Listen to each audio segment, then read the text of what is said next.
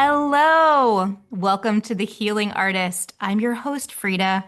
And friends, today I am so incredibly excited to share Kim Charlson with you.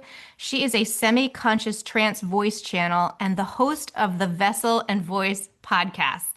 Now, guys, I have to tell you, I'm a teeny little bit fangirling out here. I have 100% listened to every episode of Vessel and Voice. I adore it. It's on my catcher, and when it comes up, I get very excited. Kim Charlson is a semi conscious trance voice channel and works closely with her spirit guide, Monty, to help others connect with higher vibrational perspectives and get actionable insights from the non physical world. Together, they build grounded clarity, alignment, and ease into their lives of their clients through channeling sessions, their online community, and the Vessel and Voice podcast. And they teach others how to channel in their courses and group classes. Kim Charlson, welcome to The Healing Artist. I am so excited to be here. And thank you so much for all the appreciation that you have for our work together. And right before we started, that you were fangirling, and it means a lot. And I really appreciate it. So thanks so much for inviting me to be here today. Oh, thank you for saying yes.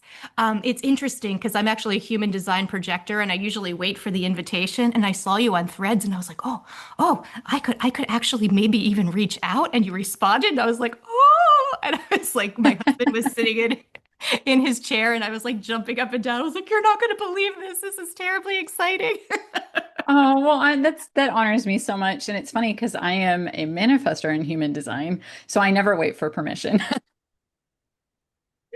I love that. My sister's a manifester. I do really well with manifestors. Yeah.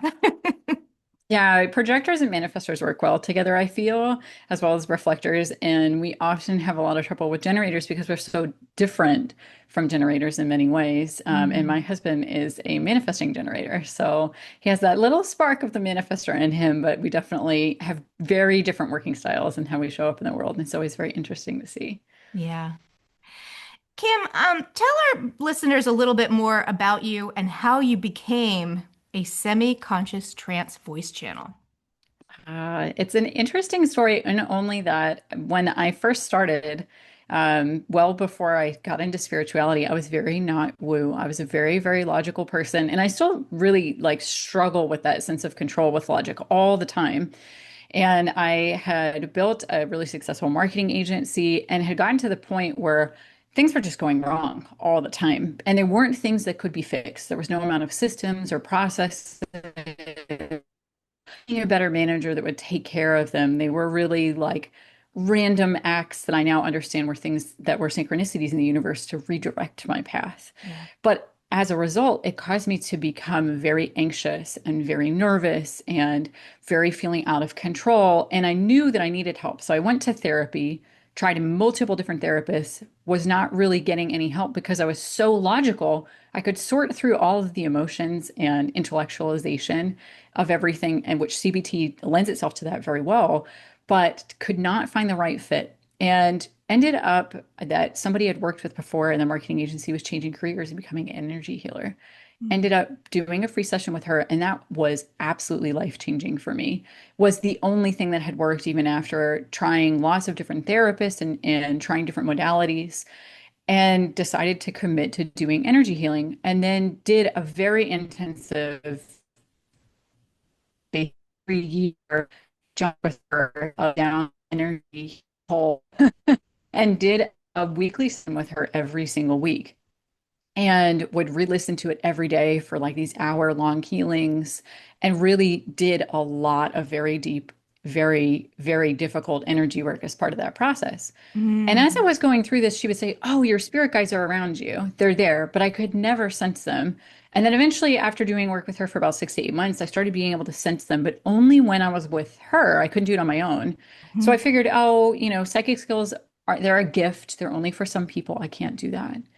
And eventually, I started then on her recommendation, writing down what I was sensing for my highest self, which I now know was channeling. But at the time, I didn't really recognize that that's what I was doing. I thought I was just doing some journaling exercises. Right.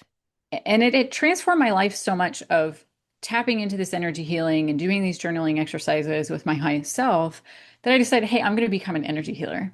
Hmm. Tried to give away sessions to people. No one would take me up on that offer. None of my friends, none of my family, strangers on the internet would say, oh, yeah, but no one would ever schedule a session with me. Which I was like so frustrated by that process of saying, well, I really want to do this. I feel called to do this. And yet I can't seem to just get that connection with somebody else. Hmm. So my husband at the time had started doing energy healing with my energy healer as well, that he saw it had transformed me so much and I was doing so much better dealing with all of the events in my life that were going on and all the stressors of running our marketing agency. He decided to work with her too. She said, you know, if you can't work with somebody else because you just can't find people, why don't you try it on him and see if you like this work?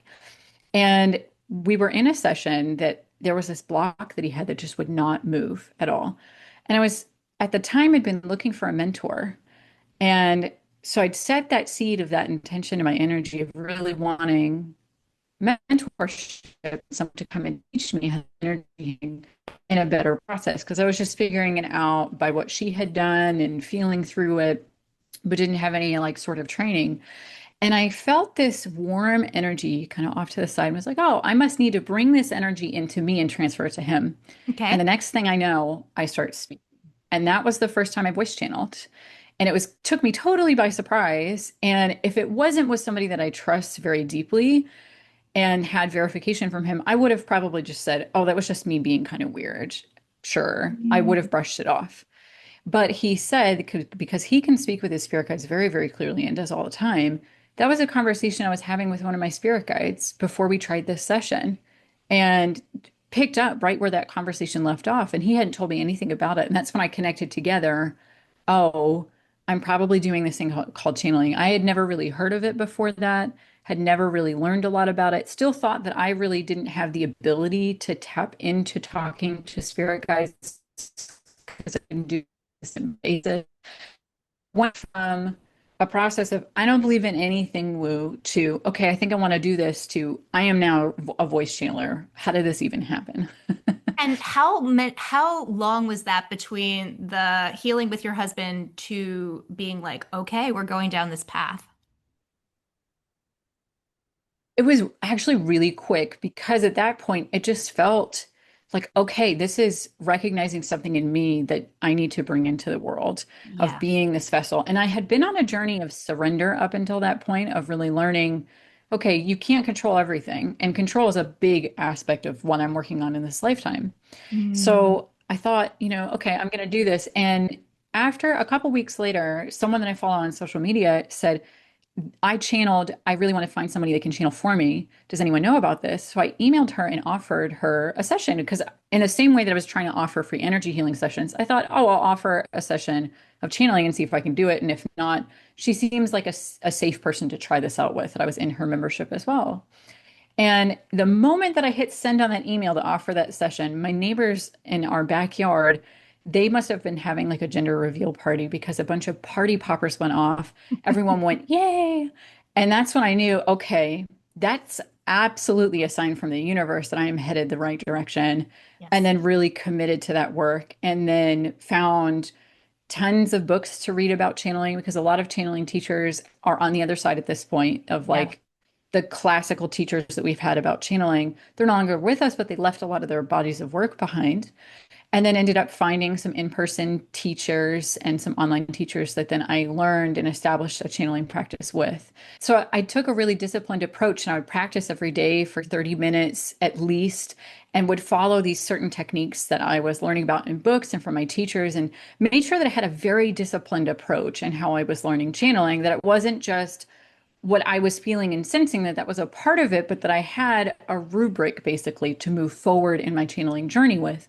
Because at the same time, I'm somebody who wanted a lot of control in that process and also knew that channeling does have its risks and having kind of a container to learn channeling was really important. And even still, even though I'm a practicing professional channel at this point, I still have those containers that I set up for myself and as well with classes that I still take now as continuing education.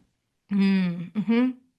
I think that's something that you always touch on with your teaching on vessel and voice is just how important practice is and how important it is to be grounded deeply within the seat of yourself. Would you mind sharing more about that? Yeah, and that comes from one of my teachers that their kind of technique was that you need to be grounded because the intention of channeling is that we are taking things from the non-physical and we're making them physical. And without a deep connection to the physical, we cannot do that because then we're just in the non-physical and translating that through becomes more difficult. So the first part is we become a better channel by being very grounded. The second part is you need to be grounded so that way your consciousness is still attached to your body. Because when we do semi-conscious trance channeling, I am moving my consciousness quite literally out of my body. It is not in my body at all. I can sense and be connected to my body, can hop back in whenever I want, but I am surrendering control of my physical vessel to the source of guidance that I'm channeling, which most of the time is Monty, but I do work with other guides. So to be able to have control, my vessel needs to be grounded.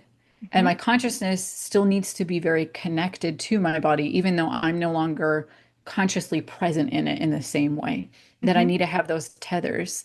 So it's that combination of making sure that I am grounded so I can be a good vessel, but also so I'm in control of the vessel while also surrendering control at the same time.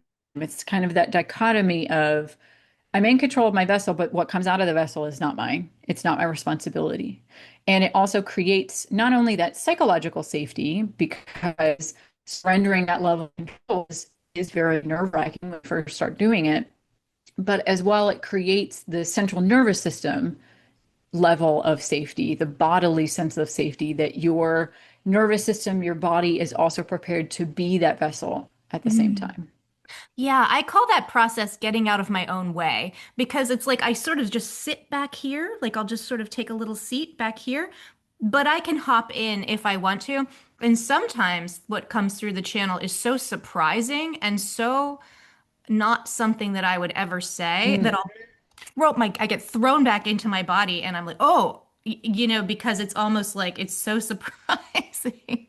I need to check in with the student or the Yes, person yeah. that I'm And talking to make sure they're okay. Because I'm like, oh God, I wouldn't have said that. Yeah. yeah, and that takes, a certain amount of experience that we get that the more that we channel, we Hmm. become less surprised about the things that we channel over time that we're like, oh, okay, that makes sense. Of the more that I do it, the less I feel that inclination of, oh, I need to make sure they're okay. And then I also trust Monty in our client sessions that he's the one doing that. That I've Yeah. established that trust with him of doing so many sessions at this point that I know that he's checking on their energy. He's Hmm. making sure that they're ready to receive. And if he needs to make adjustments, he does that. And he also conveys that to me, even though my consciousness is out, he's also letting me know, okay, we're going to back off on this, or we're going to do this, or we're going to do this differently. And I can sense in his flow of his energy of how he's coordinating with the spirit teams of the sitters that we have and that he's observing the client's energy.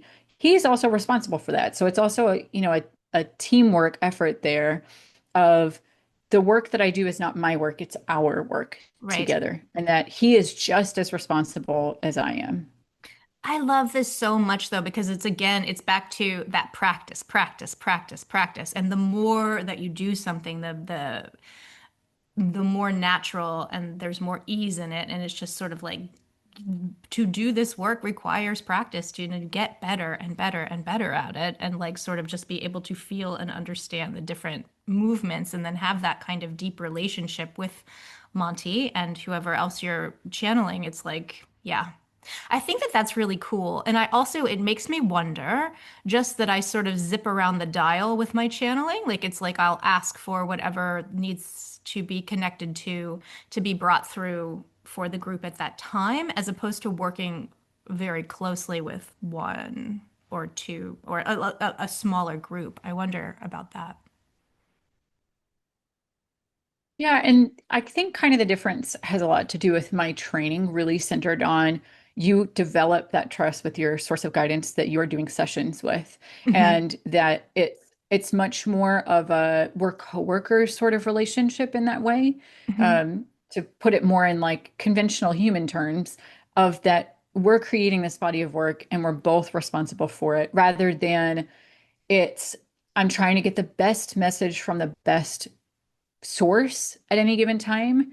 It's the message that Monty has harvested that is the best message. So, what he'll do when we have client sessions is he's talked to their spirit teams and gotten the information that he needs. Mm. And then he's taking it and putting it all together into what they need in that time. And then he'll coach them through and kind of acts like their sort of wisdom confidant because for our clients that we have that do common sessions with us a lot, they get to the point where they have a really close rapport with him Mhm. and like they'll make jokes with each other and he'll make them laugh. It's not a very serious thing of the persona that he has, just in the same way of like when you're with friends, you act different.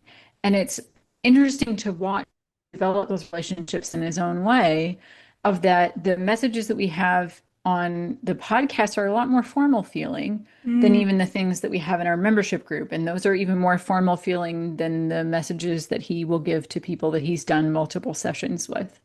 And Gotcha. sometimes in our membership, because we have a lot of consistent clients there, he'll plant little seeds in there that he knows one particular person in the group is working on this and he'll say, this specific example, which is a read between the lines for that person of it's in this more formal format here, but that's for you. This is what you need to pay attention to, which is kind of a funny thing that like even our human teachers do in class of that they'll kind of look at you and be like, this is something you need to pay attention to. He does that in his own way as well.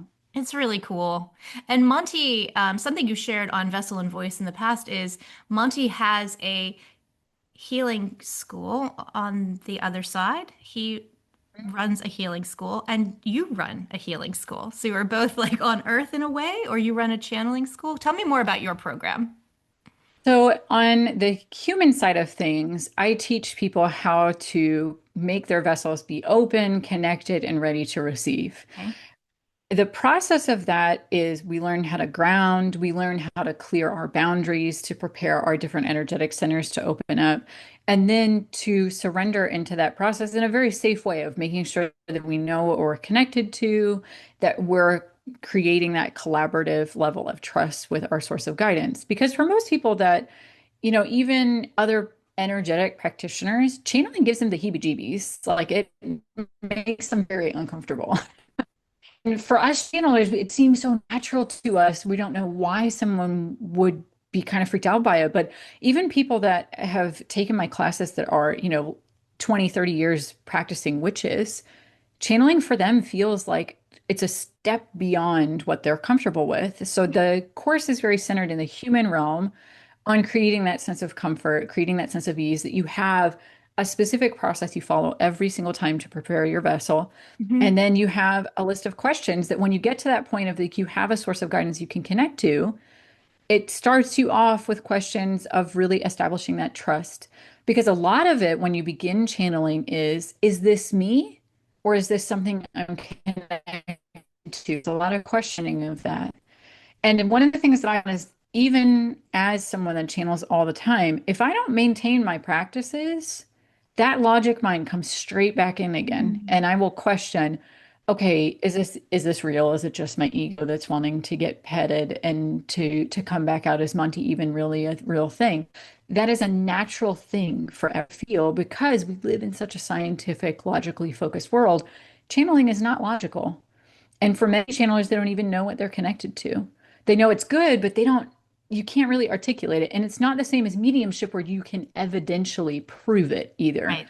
So Right. there's no scientific proof in the same way. And in Monty's school on his side is that he is teaching spirit teams how to do the channeling process on their end because it is steps for them as well. When you're working with the student in the 3D reality, is he working with their guidance on the other side at this in tandem? Yes, they are. And it's because most spirit guides don't actually know how to channel. It's a skill that we develop, much as they develop. So it's something that can come more naturally to us, but what Monty has let me know is that's because I worked on it in a past lifetime, that it's something that you've developed probably previously in some way, either through, a more formal training program like I've done, or it's something that in a past life you were definitely more tapped in, or you were in a culture where that was more acceptable, and that you didn't have as much conditioning as we do now, that isn't acceptable, that communing with the divine one-on-one in many parts of our Western culture is either seen as reprehensible, scary, or psychotic. So Yeah. it's a lot of, making sure that both sides are happy and safe and what they're doing. So he's also working with them on their side of that. When someone signs up for our school on the human side, their spirit also being enrolled basically in his side, and he's there to advise them and to help them.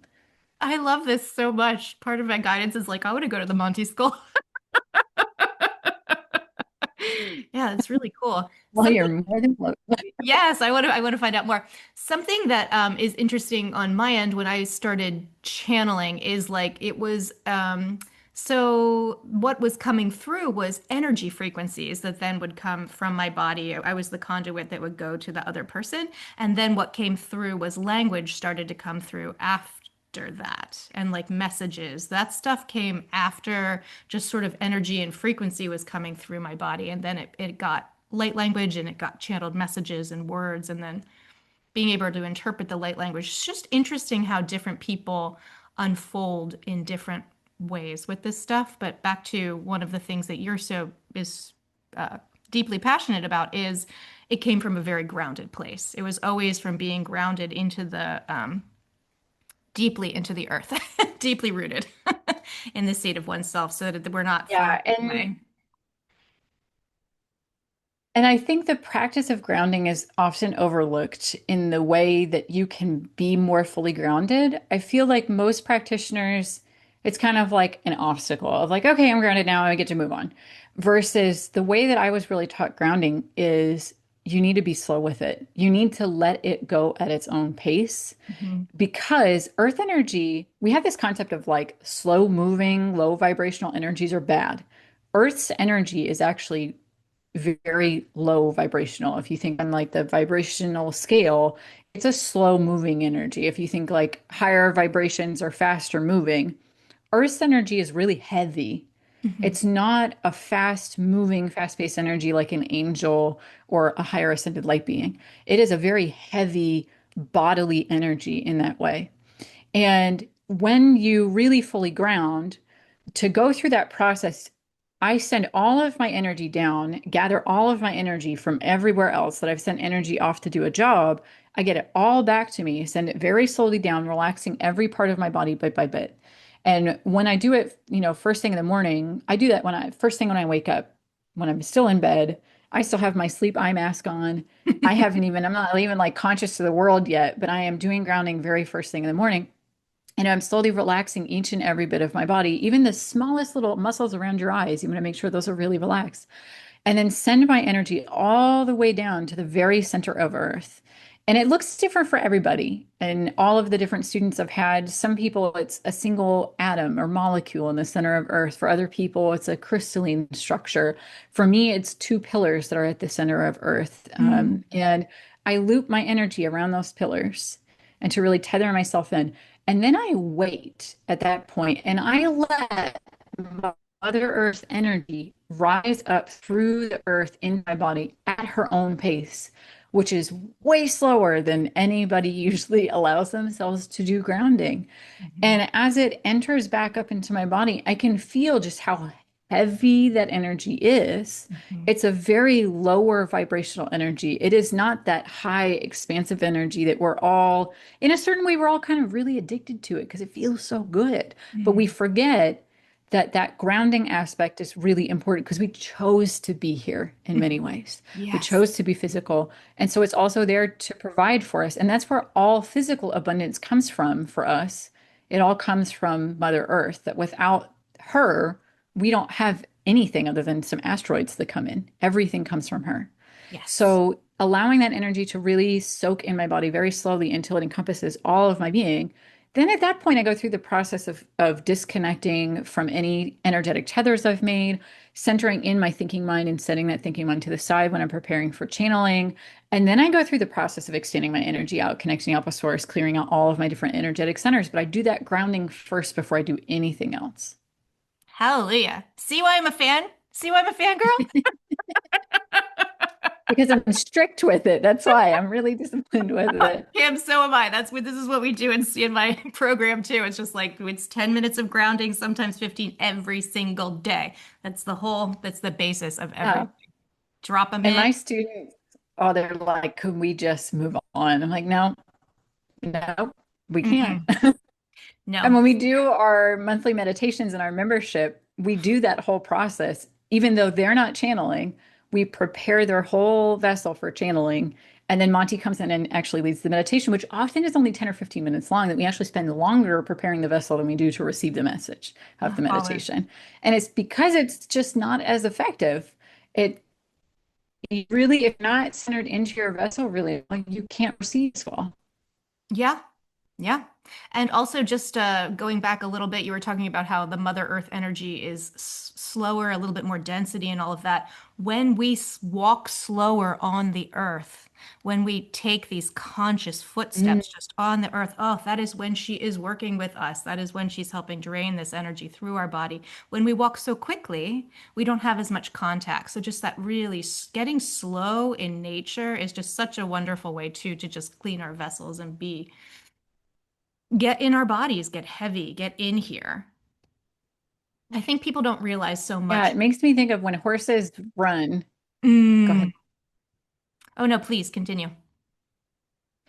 It makes me think of when horses run, they actually don't have any hooves on the ground. That when Mm. they're at full speed, all of their feet are in the air at once. And Yeah. that the speed of the horse as they go slower, they make more contact, is how you judge how fast a horse is going. That when you're going fast as a horse, you are quite literally airborne for that Mm. period of time, that you don't have any hoofs on the ground. Yeah. And I think that that disconnection is great at times. I mean, it's wonderful to run as fast as you can and to really feel that exhilarating feeling and to feel connected in flow. But at the same time, I do believe we have to be grounded just in the same way that you do. And I think that that's where our practices are so common with each other and share so much commonality. Yeah. Slow down. My guidance is always like, slow down. Always. The other thing too is like I think folks have a tendency to, I know this for myself, disassociate away from our bodies. Sometimes we're a little bit over here, a little over here. So there's also that practice of like get in here. It's like pull ourselves into our bodies and put our fingers in our fingers, our toes in our toes, like get the spirit inside the physical form to really feel and be able to be that conduit of light is like, but you got to be in here. It doesn't really work when we're over here, over here. We have to be inside of our physical bodies and just recognizing that. And then what does that feel like? Like sometimes people don't want to be in here because it's dense. It is heavier. We have aches and pains, and we don't have to feel them so much when we're not connected. So really making that conscious effort to, hey, we chose to be here. Let's really experience the physical form here and now. Yeah, and one of the parts of my story I don't talk about quite as often because it's very difficult, honestly, to talk about is in the interim in between when I did therapy before I really got into energy healing, right after I did my first energy healing session, I had a severe adverse reaction to an antibiotic and was unable to walk for 4 weeks. So, anyone that's going to take an antibiotic, it can cause lifetime level of harm. There's an FDA like black box warning on any of the fluoroquinolones, which includes ciprofloxacin and Levaquin, which are very common antibiotics that they give for like UTIs, ear infections, eye infections. And it's been like a whole healing process that at this point I'm 3.5 years out and I still have effects from it. And it will be a constant thing for like my central nervous system, my joints, and my tendons, and my collagen within my body for the rest of my life. But being bedbound for that period and being in like absolute immense pain, feeling like my body was absolutely on fire during this reaction, and, you know, really wanting to escape my body. And I learned during that process how to really take the consciousness out. But when you think about it, the need for that in your day to day life is not there for most people. They're not experiencing that level of physical pain on a consistent basis. It's more that emotional, energetic pain that we're feeling Mm. and that we're resisting. And if it's in the energy, you're carrying it with you when you leave your body.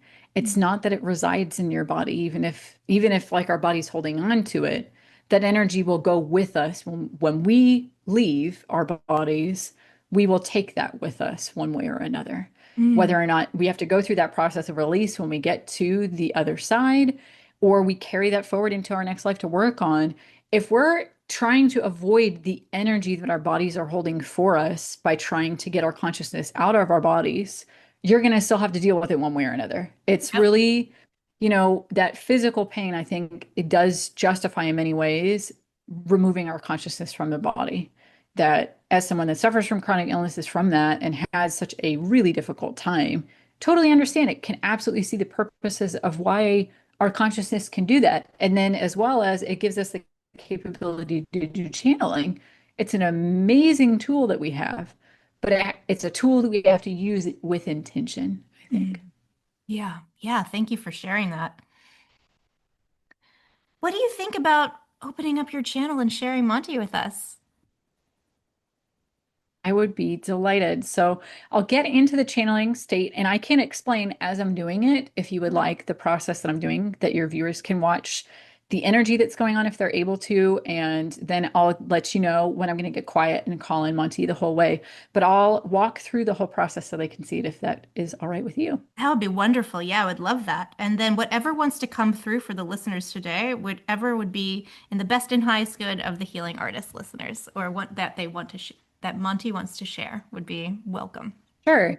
And you're also welcome to ask him any questions. He's letting me know right now that Oh, he'll start with a kind of message, but then mhm. after that, if you want to ask him anything, that he's into that. So, all right. So, what I Fantastic. always do first is just take three deep breaths and just get centered in.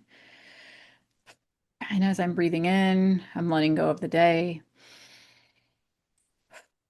letting go of any energetic attachments that I've made.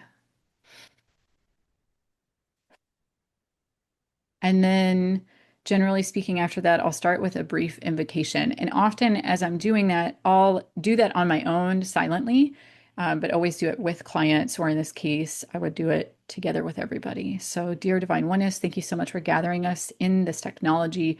For all of us today, listening and participating in this energy through all time and space, we are so grateful for this blessing.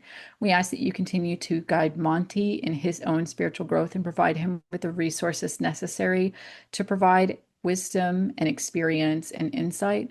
We are so thankful for all of our respective spirit teams, and we send them love, thanks, and appreciation, and ask that you do the same, dear universe. We send love and appreciation to Mother Earth for all the ways that she holds us, all the abundance she provides for us, and all of the different ways that she communicates with us. And we endeavor to listen more aptly and to generate even more of a communal response to her needs. We send thanks and appreciation and ask that you do the same, dear universe, towards Mother Earth. We are so thankful for all people, places, things, beings, physical and non physical, through all time and space. And so it is. And then at this point, I will ground down my energy by bringing my energy down through each one of my different chakras. And I'm just going to illustrate that with my hand as I go down into my chest,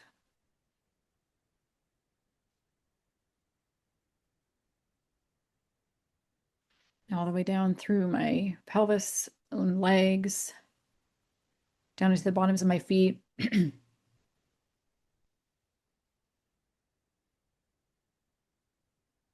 And before sending my energy down, I do one last check to make sure if there's any bits of me that is holding extra tension. And now sending the energy down through my feet into the earth, layer by layer,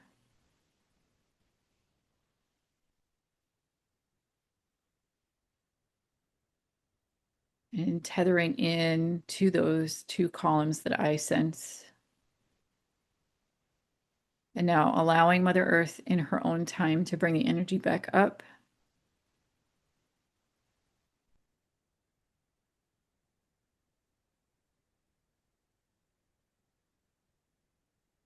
just being patient because it's only yet about halfway up from the center to me.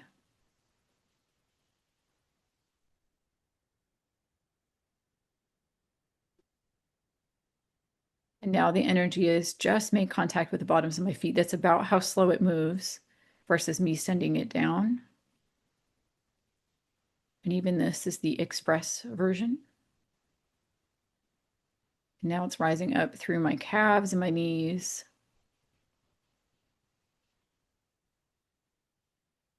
thighs, pelvis, stomach, solar plexus,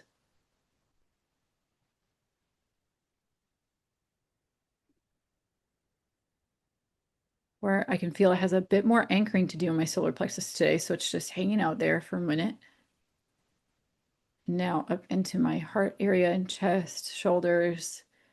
And as it gets there, I can feel it weighing down my hands and my elbows and my arms, into my throat, third eye. And now I'm fully encompassed in this earth energy. And at this point, I'm going to take all the energy of my thinking mind that is around my head, in, on, and around it, and gather it together into a ball, which I've gathered right in front of me, checking for any energy that's straggling behind. I can sense some that's behind and to the right, which he usually likes to hang out there. And moving that off to the side, asking it to hang out there. And now I'll take a deep breath and send my energy up to source where I connect. And just as I connect, my energy just automatically starts to expand itself out a little bit more. And it's not that the tension of my body returns, but I feel like I'm sitting a little taller. My shoulders are a little bit raised. Just soaking in that energy before I bring it down into my crown. Sometimes my soul star if it needs it. Down into my third eye, making sure that I'm not just opening the front and the back, but all the way in the middle of each one of the energetic centers, really getting straight into the middle with that energy. Down to the throat,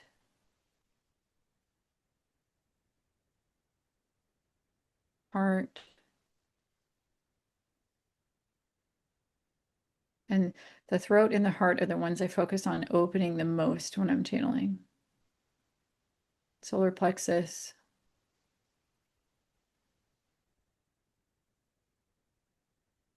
sacral,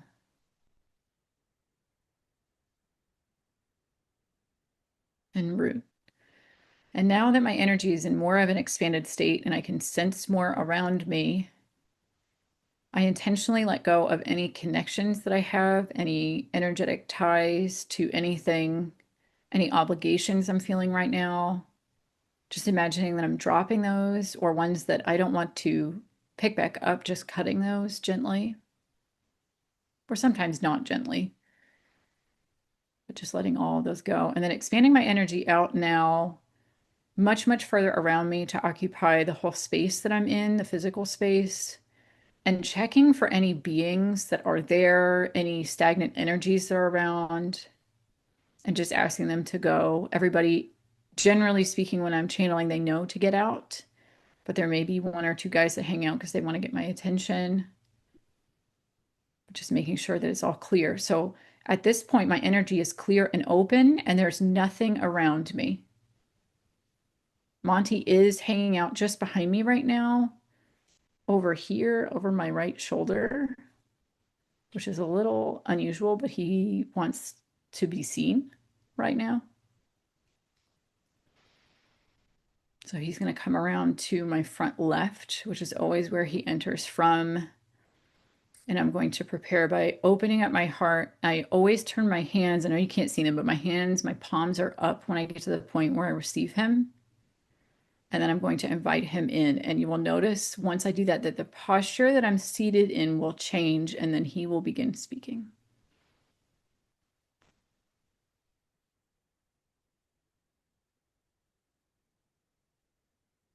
Hello, it is Monty. We are delighted to be here with you. How are you today? Oh, so well. Thank you, Monty. Such a generous offer for you to come. I'm very happy to have you here. We are absolutely delighted. So, we will give a message first for all of your listeners, and then you may ask us questions either to follow up on that message or anything else that suits your fancy. How does that sound? Wonderful. Beautiful. So, for all that are gathered energetically with us today who are listening, we want you to really quite understand the most important task that you have right now in this time in particular, not just all of your lives, but this moment in time, is to make sure that you are very centered within your own soul energy, to be that embodied version of your soul that you have come here to be. The reason being is that the energies at this time are moving quite quickly. They can feel quite chaotic as a result because chaos is energy that is moving from place to place to place with very little recourse, with very little pause. And so you are feeling potentially that internalized chaos because instead of being dependent upon your soul, you have become dependent on the energies external to you as your source, not only of guidance, of reaction, and how you should live your life, but also your source of life. But to know truly within yourself that your source of life is your soul means that you must connect to any external energy. And this has been something that we have been sharing much more prevalently over the past few weeks. The reason being is that the energy now is to the point where you may be sensing this and in your own awareness, understanding that you are being reactive to external energies and allowing those to be the source of how you move through the world, rather than allowing the source within yourself to be the reason that you move forward, to be the experience that you are having. So, what we would offer is this simple practice that you can try to allow yourself to come into your ensouled energy, is to focus merely on the soul seat, which is not near the heart chakra, but just above it on a separate energetic plane of a higher vibration, that is where your seat of your soul is in your form. Now, it is important to understand every part of you is your soul, but for most individuals, they feel it more prevalently in this area. And just to allow your energy to relax, to rest within this space, within your soul, will allow you to naturally feel an expansion of this energy, a rejuvenation effect of who you are, to allow to drop away those judgments, conditionings, and reactions that you have become part of, and to allow yourself to fall more deeply into your soul. We offer this with love, and at any point that you need help, you may ask us or your spirit team for assistance, as all of us are there in great love for you.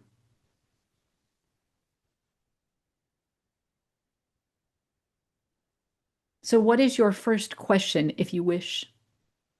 That was beautiful. Thank you for sharing that. Yeah, and I really definitely do feel that chaotic energy and then needing to return to the seed of oneself. Or for the first time today, you're sharing the word soul seed. I hadn't heard that before. It's really beautiful. So is the soul seed located? Yes, it is something that we have developed in terms of that it is the seed of your life, the Hmm. seed of the energy behind who you are. It is something that you have planted into your vessel when you set the intention to come into this life. And to allow it to flourish, to allow it to bloom, will allow you to become more soul and self-sourced. Ooh, and is that in sort of like the upper heart chakra? And you said it was above your heart? In a way, it is in the next level of your being. So, not in the same energetic capacity of your heart and all of your other chakras, but this energetic level above that, that allows your soul to then set the template for who you are, the template of your being. Yes, thank you. Yeah, thank you. Hmm. Perhaps I would ask a question about as we move into eclipse season, is there anything that people can, how is it best to stay seated in your soul seed through eclipse season? Is there anything you can offer to help the people as it's especially tumultuous?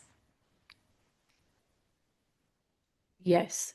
It is important to understand that all astrological events will not affect your own energy if you are very centered in your soul, because they are external from you. And that if you are allowing those external energies to dictate who you are being, that means that you are attaching yourselves to those energies rather than the energy of your soul. The more that you are in the energy of your soul, the less they will directly affect your energy. Now, this is not to say that there will not be events outside of you instigated by the different astrological aspects and energies, including solar and lunar eclipses.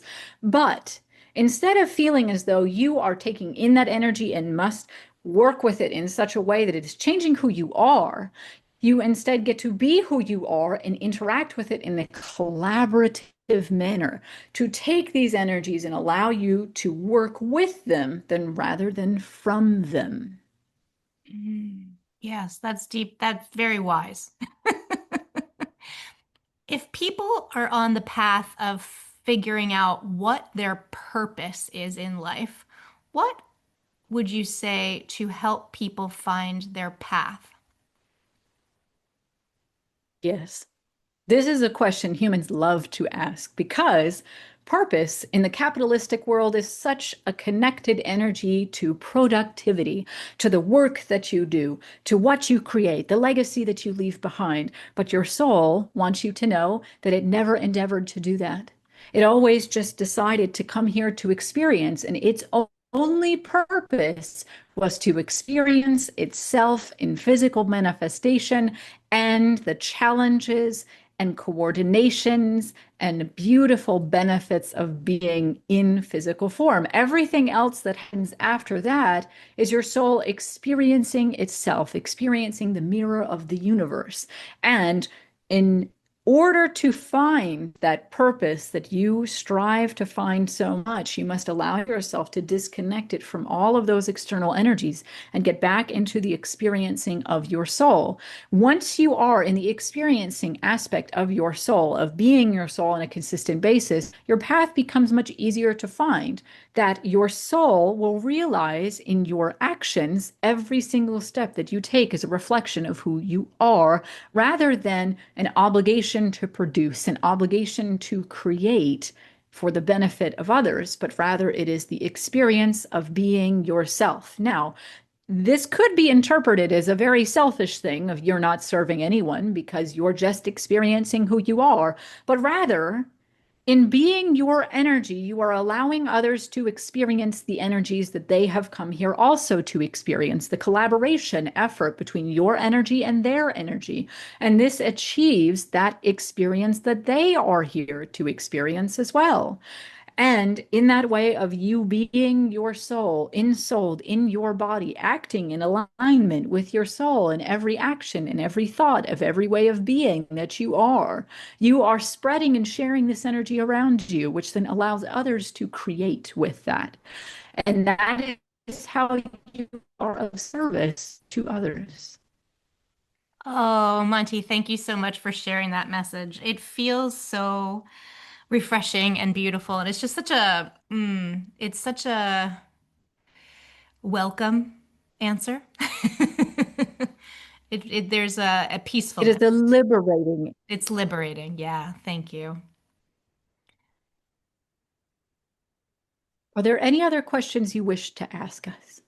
I think that this has just been such a joy, and I have so much gratitude. But no, I don't have any more questions, just gratitude. Thank you. Thank you for coming and sharing with yourself.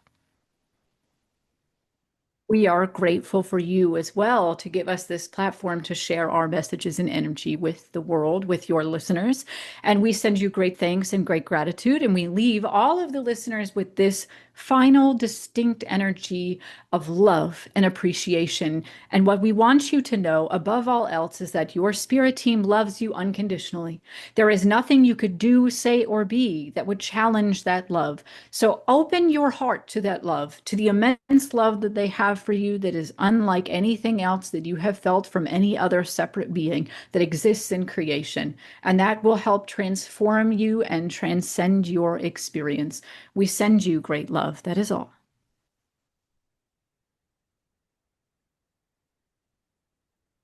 And so now I'm disconnecting from Monty at this point, and he's exiting and is now just to my awareness in front as my own awareness has entered back into my vessel. And as I'm releasing him fully and letting go of that energy, really imagining that I'm just dropping that cord of connection. I'm clearing energy now. So he's gone. I can no longer sense him. Then I make sure I'm very disconnected. I'm now centering back my energy and pulling it all back into my own body, taking a deep breath. And again, grounding my energy all the way back down. It's a little faster this time because I'm only sending my energy down through my different chakras, throat, heart, solar plexus, sacral root, down into my legs and my feet, and just renewing that tether that I created before. And then that's when I open my eyes and kind of come back to it. And I will say, like, right in the first like minute or two, right after I come back in, like I kind of have this like sensation a little bit. But one of the like things that I've had to get good at is also coming back in fully. Because as part of our client sessions, Monty often has me teach something in the last 15 minutes of a session. So I have to really, really get back to grounding. So one of the tools that I have is actually this crystal for the viewers video. This is the earth remnants of when a asteroid comes and hits the earth gets pushed up and compacted. So this is actually not asteroid, but is the compacted earth Hmm. from an asteroid that hit Norway, I believe is where it's from. That's now just like on the surface, like they don't have to mine for it. It's just on the surface of the earth that it got pushed up. So this is like really, really heavy. It also weighs a lot because it's such a dense energy. So that also helps me to center back in very quickly is I'll usually grab this and then just put it in my lap that it really tethers you down. When I first got this, it was so anchoring. I could not tolerate it until I really learned how to ground enough. Interesting. Oh, that's so fascinating. Oh, man. Kim, this has been so delightful. It has been so nice chatting with you, hearing from Monty. I am so intrigued. I don't know how I will learn from you in the future, but you will see me in a class or community or some way. I'm like, I would like to learn more because I would like to learn your way of getting connected because I would. You know, when you get that sort of pull, when you're like that yes, Mhm. I'll see you later is what I in some So fashion. for So the share with me how, listeners who maybe yeah, yeah, tell us more. Tell us more. How can we find you? So you can find me at kimcharlson.com. It's the best place to find all of my different resources that I've created with Monty. So the education classes, we have a beginner course that's called Spirit Guidance for Beginners that goes through all of the process that I just discussed today of how you prepare your vessel. It has each one of those steps broken down into a separate meditation, so you can really focus on each different practice separately. And it's really for anybody, even if you've done channeling before, it's a really good refresher. And then I also teach usually once per quarter. I have a low cost class where I go through the process of connecting with your spirit guides for the first time if you've never done it before. I believe it will probably be before this podcast goes live because it is September 9th is the date of when I'll Okay. be offering that next. And then it won't be for a little while after that. But it's always in the evenings for the United States time, so more people can join. Then we also have our one-to-one sessions. So if you want to have a session one-on-one with Monty, those are available.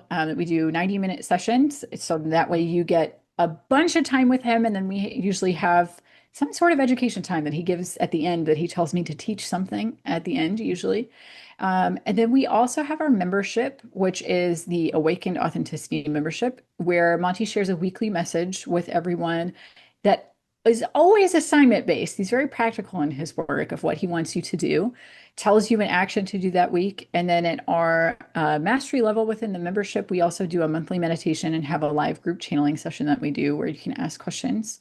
And then we also have all those meditations as well that he offers in the membership as individual. So if you're not interested in doing the membership and just want to do some meditations, all of those are also available. So we have a lot. And we also have a free meditation if you want to just meet your spirit guides for the first time, that Monty is programmed to the energy, but it's me that's doing it versus the other meditations. It's a combination between the two of us. And then if you want a like free sample of what the membership is like, we have a free course called Soul Brave that is a mini channeled course that's 5 weeks long that has the weekly messages in it with the meditation as well to get you started of really feeling the bravery that resides in your soul, which is one of Mhm. the things that Monty really prioritizes of bravery is not an energy that is external. It's something that comes from our souls. And our souls are like, why are we even scared about this? This isn't something scary. So it helps you get in touch with that and was one of our members' favorite months within the membership that we decided to also give away for free for people to try out. We have so many things. I feel like I'm forgetting something. You can also hear us on the Vessel and Voice podcast, which is every Tuesday. And then on TikTok, we occasionally do lives to bring channeling to people as well. So if you follow us on there, you'll see us. We haven't done one all summer because it's way too freaking hot, but we'll be doing them again in the fall. Oh my gosh, thank you so much. And yeah, I might get on your website here and hit you up on September 9th. We'll see what that's like. But thank you so Yeah. much, Kim. And I would be delighted to have you, even though you're an experienced channeler. It's always an adventure trying different people's techniques and giving them a go. I just want to learn it because I think it can help me be a better teacher. So yeah, just when you just get a yes. Yes. And You're a it yes. took me a long time to understand Mhm. what a yes felt like of Mhm. you know, just that full body feeling of like, oh my gosh, I need to do this. Mhm. It took me forever to be able to tap into that. So it's something I cherish now and really pay attention to because I didn't for so long. Yeah. Yeah, it's one of my favorite things is just getting those yeses and then you follow them and then just the magic and miracles unfold from there. So, Kim, thank you so much again, and thank you to Monty. And I just wanted to let you and our listeners know that I love you, God, Universe, Source loves you, and I hope you have a wonderful day.